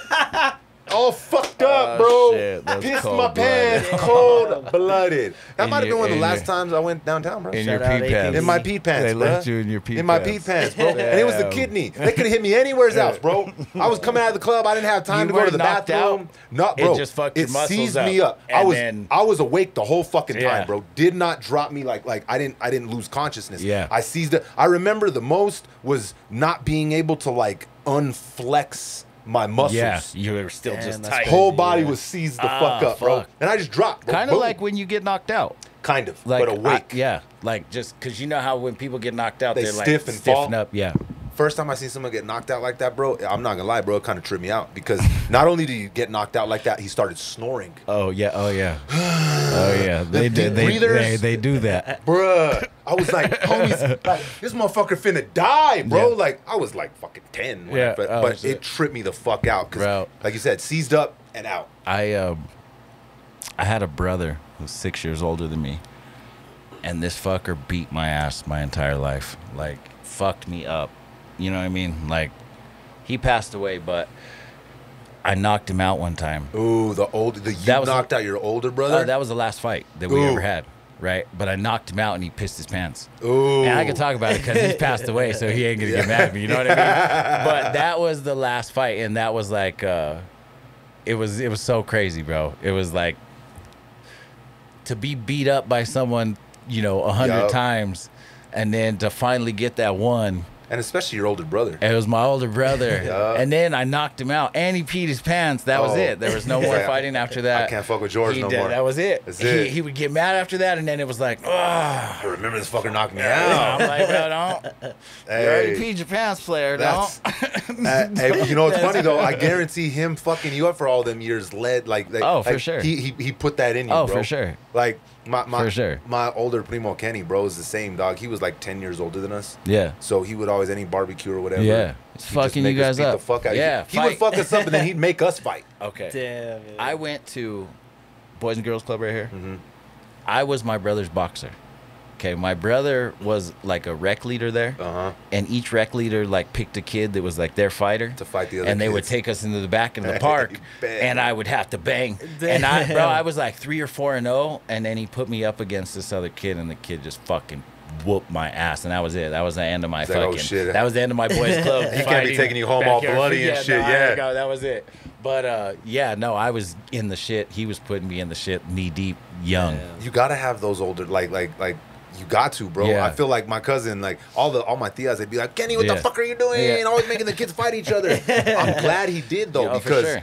by the time I was older and I got into real fucking For fights, sure. it wasn't alien No, to me. Like it I'm like, oh, wasn't. bet. I know. This is my first fight. Yeah, No, nah. I've been get beat up. You don't want to get in your first fight. You don't want to get in your first I'm fight getting at beat like. up by way older Yeah. people. Like, That's funny. Can you imagine if your first fight was at like fucking like 20 or some shit like that? 21. Oh, Damn, no, you probably gonna get fucked up, bro. bro, my first fight was like in 3rd grade. This kid said some shit, and I just whap, and his fucking eye went like this. Right- bro, yeah. You Right watch in it, front bro. of my, Yeah, right in front, yeah. and he started crying, so I started crying. I was like, His eyes fucked up. His eyes fucked up. Hey, when you're that age, dog, that shit like. that was the first one. Or then you're like I'm gonna get in fucking trouble, bro. So he's Yeah, crying, yeah, I his was eyes like, all fuck fucked it. up. He's crying. I'm in I'm crying trouble. too. Fuck it. We're shit. both crying. You got a little bit of sympathy too, bro. Because if you're Yeah. just standing there, bro. I don't know. He fucking started it. Yeah, I'm fucking That's bleeding. funny as hell. Hey, talking about fucking hitting someone in the fucking face, dog. You see Juliana Pena shit. you see Oh, my Chris God. Rock, bro. Oh. Chris Rock and Kevin Hart, though they're like this on tour together, right? Yeah. And the beginning of the tour was at Madison Square Garden. Yeah. And they fucking brought out Dave Chappelle was the opening act. Nobody there knew. Oh, I didn't shit. even see this, dog. Nobody I ain't gonna lie. there. Special delivery. Bro, they're in Madison. It's sold out, bro. Madison Square Garden. You're there to see Chris Rock and Kevin Hart, right? So already you know it's gonna be the shit. And then they said that the fucking Chappelle logo went up on the fucking screen, and Madison Square Garden went crazy. fucking bonkers, Oh, I bro. bet, Yeah. bro. Right? So they kill it, and then by the end of the show, all 3 of them are on stage, right? Yeah. And Kevin Hart brings out this goat that he's given to Chris Rock. And Chris Rock's like, motherfucker, I live in an apartment complex. What the fuck am I gonna do with a goat? He's like, I got you this goat, and I named it Will Smith. the crowd went crazy as fuck. And it's funny because that was such a success. Like, you could see Chris Rock and Kevin Hart, they're about to really kill it. You Yeah. know that special's gonna be on probably HBO, I would assume. Something coming Something out, yeah. big, right? Netflix, yeah. Netflix, something. Yeah. So, fast forward, like, what, 2 days after that, you hadn't heard shit from Will Smith, no kind of apology, nada. And out of nowhere's, Chris, I'm sorry. Well, he was like, Apologize. I'm kind of sorry. I'm trying to keep it to my. This Yeah, shit it was like a happened half-ass. month ago. Even more than that. Yeah. How are you coming out 2 months later to Saying I'm apologize? sorry. That's crazy, bruh. Yeah, that don't make no sense to me. If I was Chris Rock, I'd be like, homie, keep your little Yeah. Well, it's a whack-ass publicity. Yeah, apology. it's got to be. That should have been like it really. That dude should have jumped out, used whatever platform, NBC, ABC talk show, the next Instantly. day or the 2 days later. Hey, you know what? My bad. 2 months later. Nah, he ain't sorry, bro. Yeah. Hey, let's keep it funky He here. was the man in the household Let's after that. keep, for oh about- yeah, bro. That's why, dog. Jada was giving him all the Yeah. fucking dirty You think after she that. was cool with it or mad at him? I think she tried to pretend mad, but you know when they got back to the pad, she was fucking dropping them drawers. She better have. She better have. She was. Like, I that's the just slapped closest this he. motherfucker That's the for closest you. he looked. You better not have no fucking attitude about That's this the shit. closest he looked to like Tupac in her eyes. Right. So you know she let him smash, bro. He got some that night, The guaranteed. slap was kind of right Damn. back, I don't yeah. know, it had a switch. It was a to little saucy. for sure. It was a little sure. saucy. Some twang. But see, let's keep it funky here, dog. If I fucking smack the shit out of somebody, right? Right. And I'm genuinely sorry, right? And I'm in front of the cameras that same night. Because when you do something that you know you shouldn't do and you're sorry for it, you feel the sorry and guilt and shame instantaneously. Right. It doesn't happen 3 months down the line. No, if you I know. do some fuck Shouldn't shit, have done that. fuck. Yeah. I shouldn't Immediately. have done that. I immediately know Yeah. I shouldn't have done that. Yeah. And if I really cared and I really wanted to apologize, Yeah. I'm probably going to do it right away. Right away. But, Platform was there. but why? But I mean, you know, should it have been in front of like the TVs and like That's on TV? what I don't yeah. think. Yeah, I no. don't- I You said it mean, earlier. That apology should have taken place immediately Yep. in a private phone call. Yep. What is the theatrics? What Yeah. is the why do I need to come 2 months later on talk shows and say sorry to this dude? And the such well-produced Yeah. theatrics, bro. Yeah. Strange. Like fucking, it's an 8K. He's got a great microphone. Dog. Like, that shit's bonkers. And I know he said that Chris didn't want to like take the phone call, and I understand all that shit, bro. But like, I don't know. I just feel like now Chris, like the way Chris Rock handled it. I know everybody's like, oh damn, I would have fucking smacked him, and like, yeah, you know, maybe he should have fucking you know slipped that shit and fucking. Can you imagine? Chris Rock slipped and dropped Will Smith on the fucking stage, right? Damn. But I mean, whatever. You I guess you won't really know how you react until you're in the fucking situation like that, right? If you ask me, probably the best thing that could have ever happened for his career. Oh yeah. I mean, I don't think anybody was talking about Chris Rock before he got slapped. And now look, he's on tour with Kevin Hart. I mean, and Chris Rock, bro, he's a legend, dog. Comedian, like who even knows anymore? It's 2022. The fucking shit's all fucking no fucked up. shit, bro. World's all fucking weird. Shit, I don't fucking know anymore. I don't trust shit anymore. Where the fuck's Leonard? You need to hit Leonard's theory, bro. No. Leonard ain't here, but Leonard's theory is still here. Shit gets goofy, bro. Goofy. I call it, you know, squirrely or it really is, bro. Lukey chooky. Because look, although pick now that looking up on the res. 100%. Shout out to all my native homies. Shout out to all the natives out here, man. I fuck with my res people. The way I would look at it though, right, is like, okay, maybe they did it, but okay, yeah, publicity, right? But damn, Will been taking it on the chin, bruh, since the slap, right? So if they would have both come out on top some way of this, then I'd say, yeah, that shit was rigged. That shit was Don King was behind that somewheres, right? One took a fall. And we're talking about Fresh Prince of Bel-Air. Yeah. We're talking squeaky clean Will Smith fall, right? I'm telling you, dog, we talked about it now. This is we had to circle back to it, bro. The fact that they're on tour and then he apologized, we had to circle back to it. But like, at first it just like I said, I was like, this is bullshit. This isn't real. This is a skit. They're gonna release a movie or some shit. Yeah, it didn't feel real until he started yelling at him. My theory in it was sitting down. You know, that's the Fresh Prince. Yeah. Is it gonna affect his popularity or sales negatively? You think? I think. Do you think less people will go to the box office because he slapped Chris Rock? Probably not. To be honest, I think that's why he just released this video. Because he's trying to do damage control. He's probably getting cut off from some kind of backlash. Sponsorship. No, talking about that endorsements. I just seen that he did, bro. There was a fucking movie that was supposed to come out on Netflix as a sequel to some shit that he did. I don't fucking know. They cut it. Oh shit! And there was another endorsement. They cut him. Oh, okay. Then he got banned. Some other shit, bro. But that's why he dropped that video. Yeah, but I mean, come on, bro. How bad? Like I say this all the time too. We're talking about it, bro. How bad can we feel for these fuckers? They own fucking acres and he's acres. Good no matter they're what. good. Yeah, he could slap. He could go on stage and fucking slap somebody else. On Lollapalooza last night. His kids are good. Yeah, they're cool. You know, everybody in the family straight. Yeah, it's just. I mean, it is. It's gonna last a while, but this is 2022. Shit burns out. It's 2022. He slaps somebody. People like to see other people get slapped. I don't know. It's fucking weird. Give it a few days, bro. 3 days. He slapped Chris Rock right back to the top of his career, though. I'll tell you that, bro. I'll tell you what. He slapped him right back to the top. He's on tour with Kevin Hart, bro, killing it. And Chris Rock, bro, his first 2 HBO stand-ups, brother, are fucking hilarious, bro. Yeah. On stage, like, I'm not gonna sit here and act like I'm a huge Chris Rock fan of his movies because I'm really not.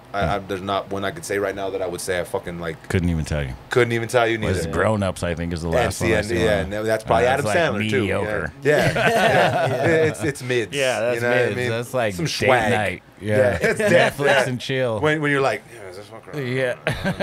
Are you still watching? Shit, are you still watching Netflix? Trying to come in and interrupt everything. Still watching? Netflix hits you with the interruptions all the time. It's like, no, motherfucker, I'm not still watching. Leave me the fuck alone. Talking about Netflix, that was a perfect segue, bro.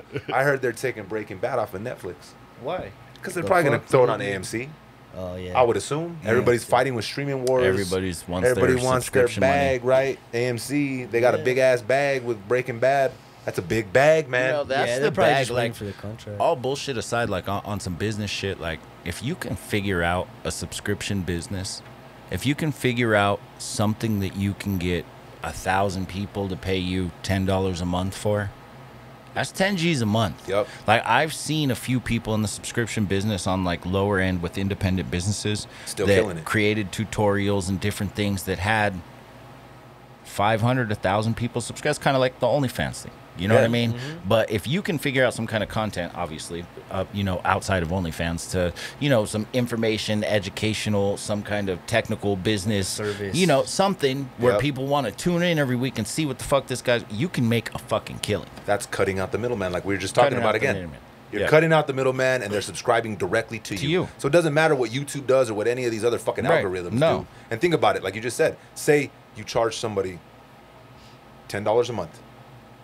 You get 10,000 people to subscribe to that 10. It's 100 G's. Bro, that's fucking every month. That's sleep money. Every month. Then you could just create content just for those fuckers, bro. When you do the numbers for Netflix, when you actually do the numbers, like when you think about, you multiply the subscription price times the subscribers, and you get that total, and you realize that that's what these guys are making every single month. It's fucking crazy. That's why they were able. But that's a huge platform, though. You know humongous. I mean? Yeah, they're dealing with like. But even thousands of on a micro level, though. Oh yeah. You do that right on a micro level, you're still gonna ball out of Netflix, control. I'm sure, is hundreds of millions of.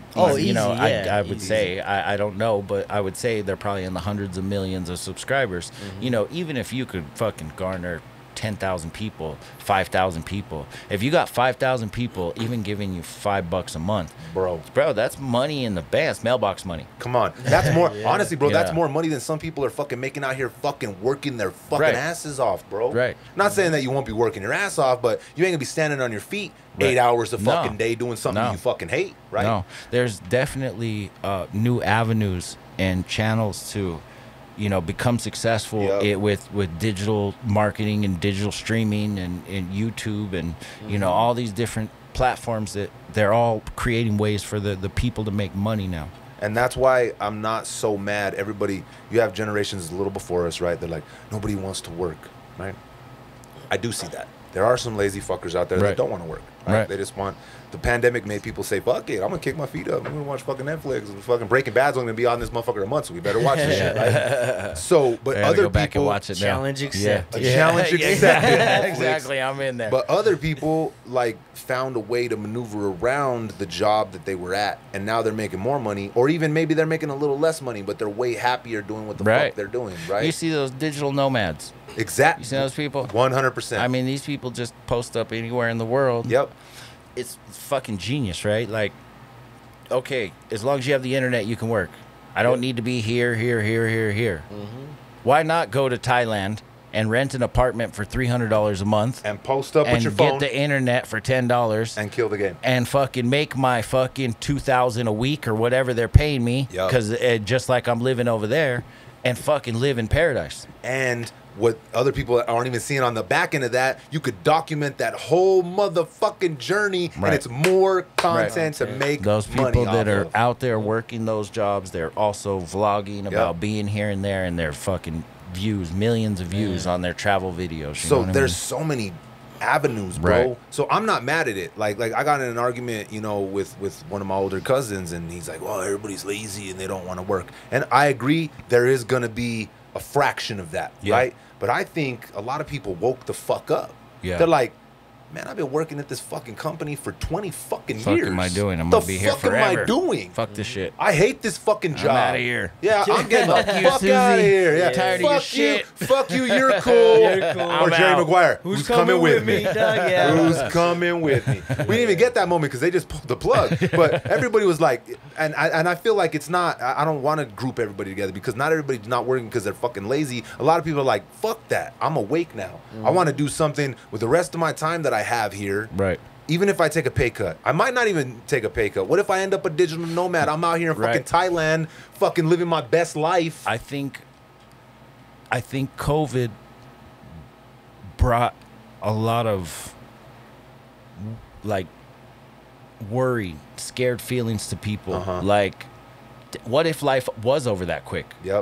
What is the way I'm living? Is this cool? This shit almost just got all the way fucked up, and this was what I want to do something different. Am I happy? You know what I mean? I think everybody asked themselves that question, right? During COVID. I told this to my primo too. I was like, hey brother, you better be happy with everything that's in your house and the people in that motherfucker.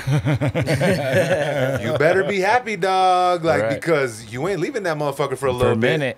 You ain't leaving You for a be in minute. there. I think it held up a mirror, bro, and it held up a mirror, and it held up a mirror with like a level of fear in there, because let's keep it real. In the beginning of it, bro, nobody knew what the fuck was going on. Right. Everybody freaked out in a certain way. Oh, for sure. Right? Like, damn, is this it? Like, Right. is this really it? Yeah. Man. So mix that with the fact that we were stuck at home and you were able to like look. Like, I asked myself that shit too, bro. I'm like, what am I doing? Yeah. Like, is this really like what's the next like 20 years? If we get another 20 years, or if this is over now, am I happy? Bro, I'm not gonna lie. I didn't stay home for shit.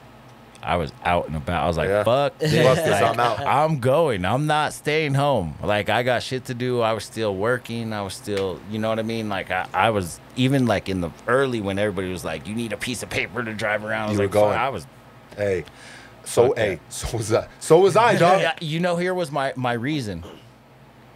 Motherfuckers are too scared to catch COVID to pull you over anyways. Yeah, so you can just go. Yeah, you can push. This is the time where everybody's like, no, Yeah. stay away from Stay me. away I'm from like, me. nobody's going to pull me No, over I'm and just gonna ask me keep for pushing. paperwork. How am I gonna get COVID Everybody's- when nobody's yeah. around? If it's Yo, just me. Motherfucker, I will breathe on you right now. You I'll don't want to breathe. chance this shit. Hey, I stayed like I posted up, I'd say probably for a good 3 weeks. I told my girl, I was like, listen, get food, because we usually shop like Oh, weekly, yeah, right? I did the I told my fucking- girl, get 2 weeks worth of food, right? Oh, bro. Yeah, I told my girl, get 2 weeks of food just in case. How early or late were you? I was a little late. Oh, were you late? Little Because I late. went late. Hey, listen, Yeah. I I didn't went take it like I didn't take 11:59 on the last Yeah, day, and it hey, was like, nothing. grab that can of beans. Yeah, for real, dog. Oh, shit, I seen some bread over Yo, here, let's like go tucked get it. away. Like, Hey, oh, it was That's crazy. funny. I didn't take it like, and I think a lot of people are the same way, because we've had shit like this. Like, people talk about this Ebola and all this. We've had this before, right? Hantavirus down here in New Mexico. Remember when we were kids? Oh Right. shit, hantavirus. But it's just like another wave, right? I didn't take it personally serious until they shut down Vegas. Right. When I seen Vegas go dark, I was like, Yeah. oh, Whoa, shit. This Go whole to shit's Walmart. shutting down. Let's go to Walmart. Oh fuck, it's time to go to Walmart. So, Hey, but babe, they just shut down Vegas. We gotta go. they don't shut down Vegas for Yeah, nothing. So nothing. when that happened, Yeah. I was like, oh fuck, this Yeah. is real. All right, cool. But like 3 weeks, I want to say, bro, I was like, okay. And I didn't go like my mom's, you know, and my girl's brother, he's got multiple sclerosis, so he's got like a compromised immune system. Yeah. So I didn't do none of that like craziness, Right. taking that shit around to people, but I still had to move. Bro. Right, Like, exactly. I couldn't Exactly. I couldn't stay still. I didn't see my grandma, my aunts. I was staying away You from feel my me? mom. I did but the I was same still thing. trying to work. I was like, I had to. You know, my business had to keep rolling. I still Yeah. had calls coming in. People, you know, it was weird because I have a construction business. So a lot of people at that time were like, well, fuck it, we're stuck at home. Let's get this done and that done, and let's, you know, redo this. And we've been waiting, but haven't had the time. So now, like, business was jumping for me. You know what I mean? Yup. So I couldn't really stop. It was like, I wasn't gonna do that. Yeah, you no, know? it's crazy you said that, because we were probably halfway through it, and I hit up Jay. I was like, hey, bro, because we did Zia Sun, bro. Like I did it here. Like, he sent me beats, and we had half of it kind of already done, but like we kind of like dove back into it. So he'd send me beats over here, and I did recording here, and you know, we were back and forth. We were in constant communication, and I was like, hey, bro, man, I need a fucking porch in my backyard. Yeah. He's like, that word? I was like, yeah, nah, yeah. What's popping? He's like, "Shh, man, we'll be right there, bro. Him, Right. his dad, and his brother, they came through, bro. That was my COVID project too. Right. They built my porch. Right. That's Yeah, where I man. have my coffee every fucking Bro, morning. now. business It was my jumping. COVID porch. Yeah, it was just like it was. You know, everybody was at home. Nobody. So I was still trying to do my thing. You gotta go, bro. I was playing it safe though. Like I was, you Yeah, know. you have to, But bro. I was like, fuck. I was still flying. I was fuck Yeah, all see, that. I didn't get to fly in the middle of the shit. Oh yeah, I was going to other countries. Were and you shit. on an empty plane? And, like, was there any time you got on there and there was like a couple two people? a couple times, like it was really. I took advantage of the cheap flights. Because they were giving them away. Yeah, they They were almost like paid you to fly places. Exactly.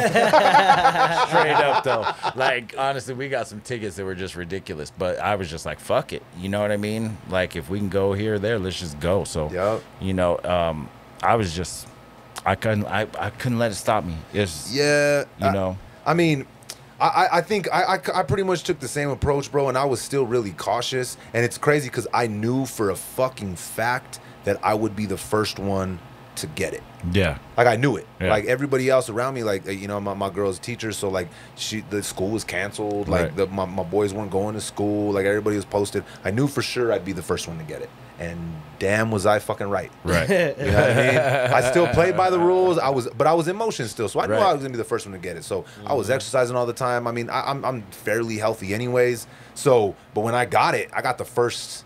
I got the wave, I got fucking one that hit you hardcore motherfucker. Boom. That shit knocked my dick in the dirt, no, bruh. I don't know if it was the first or second. I got it twice, man. I got it twice too. I think it was it might have been the first time. I don't know, but that shit fucked me up. That was the sickest I had ever been. Done. It was like super mean? flu. It was like, yeah, it fucked me. I was sweating fucking bullets. Dog. Like, I was like cold sweats, couldn't sleep, body aches. That shit fucked me up. Did you lose your smell and taste at all? Oh, I lost, my smell and taste. Is it and back that shit or is it was still kind of weird? You know, now that you say that, like, it was one of those things where it was gone for so long, I stopped checking. Yeah, so now you're not sure. Yeah, I'm the same way. But yeah, no, it's back. Except for sometimes. I was smelling that Gary Payton for 3 days in my pocket. You know I was standing in the store today. Like, goddamn, that shit loud. I left that shit in my pocket. But it kind of fucked up my smell, bro. Like some things, bro, like they smell crazy. Like, you know what I can't eat anymore, bro? Damn, R.I.P. to Popeyes, bro. No more Popeyes. Bro, I don't think I've had Popeyes all pandemic. Their chicken sandwiches, bro, when they first came out and everybody was killing each other for them. Yeah. Those fuckers slapped, bro. I ain't gonna lie, bro. That's people were ready to kill each other. That was, hey, listen, I think that was a hype. They were fire though, bro. It was. They were guaranteed. They're guaranteed. Crack powder. They use the same grease for the Allsup's burritos that they do for the fucking Before they Popeyes, fry them, they get that like cooked effect on the a little bit in the crack. Because people were blasting each other. They were shooting each other over fucking chicken sandwiches. Yeah, they were. But listen, going bananas. Listen, I'm not saying I agree with it, but I understand because that shit slapped. Them shit slapped, bro. Now though, bro, it tastes like I'm fucking up my Popeyes sponsorship. Right. R.I.P. to Popeyes. KFC, holla at me. It tastes like sewage. Right. Like, it's weird. That's really the taste you get, bro. After COVID. Yeah, like, and we're going on like a year now. It's been almost a year since I got the first wave, right? And like certain things, bro, like really loud fucking smells, bro, and like fried shit and like greasy. Yeah.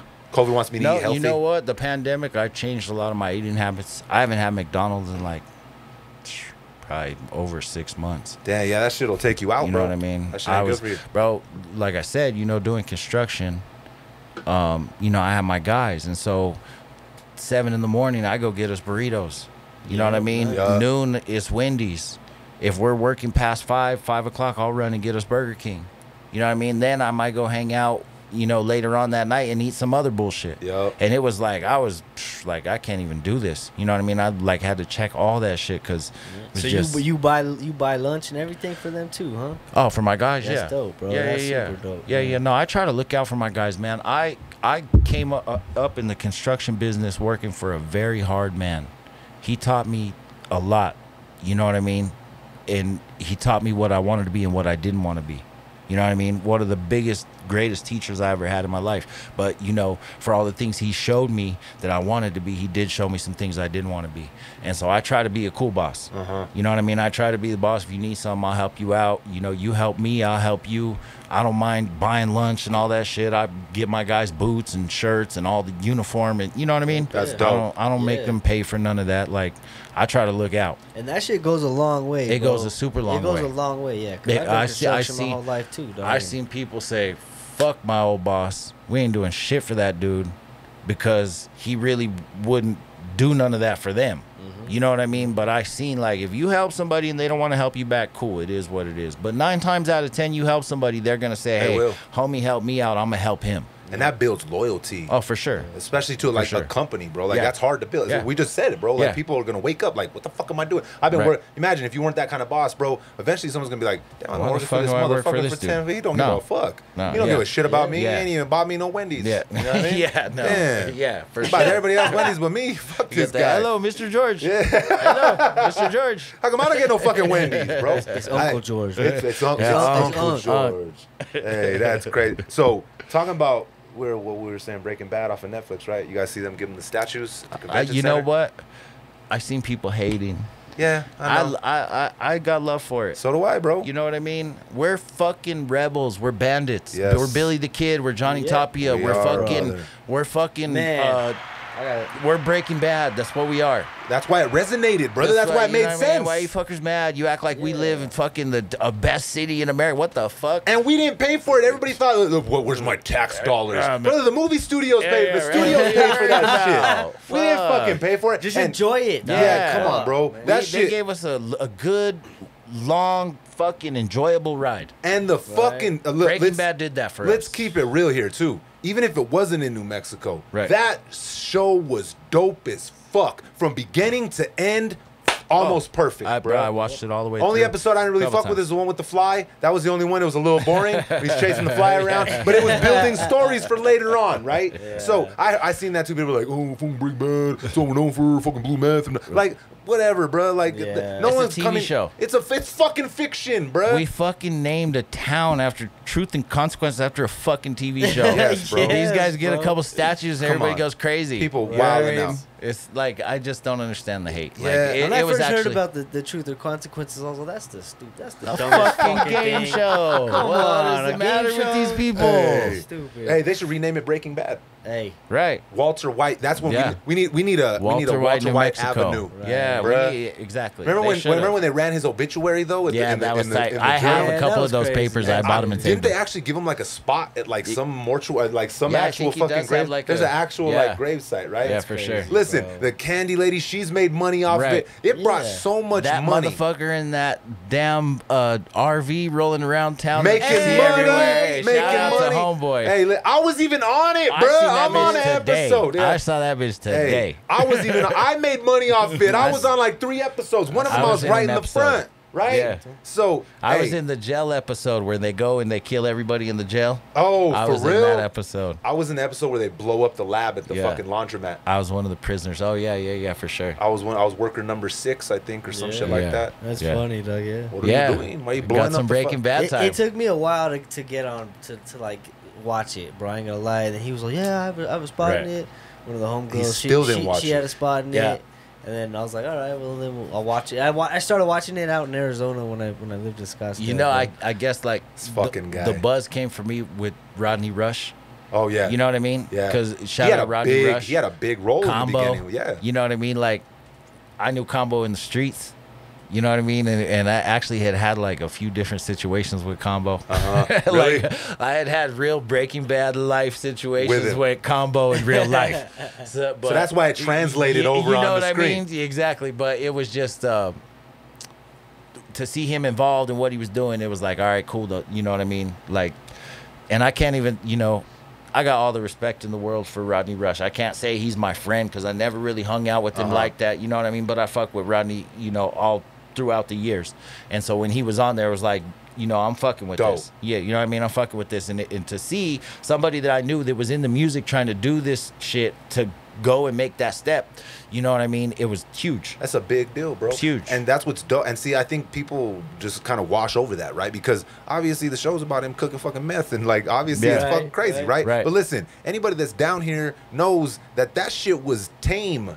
Right. That was a PG-13 version of how life is out here on a daily basis, right? So I wasn't tripping about none of that, never, bro. And you could see them directly. Vince Gilligan, he's the creator, right? They always gave back to the community. Right. All the actors, when I was on set with them, like there was like 3 or 4 times, they treated the extras like we were just a part of the regular crew. For sure. They were dope as hell. All the food and the craft services. Constantly giving back to the community. So when I seen the fucking Breaking Bad statues, like what the fuck do you want, bro? It's like somebody that didn't have nothing to do with it, don't got no ties to it. They just sat back and just hated. They didn't. I wish they would show our state in a better light. Well, why don't you get the fuck up, Susie, and fucking paint? Why don't you fucking paint a better light, Brad? It's always a Susie and a fucking Brad. Be a part of the solution, not the problem. I like that. On that fucking note right there, Jay, that's the fucking note we're gonna leave it on. Be a part of the solution, not the problem.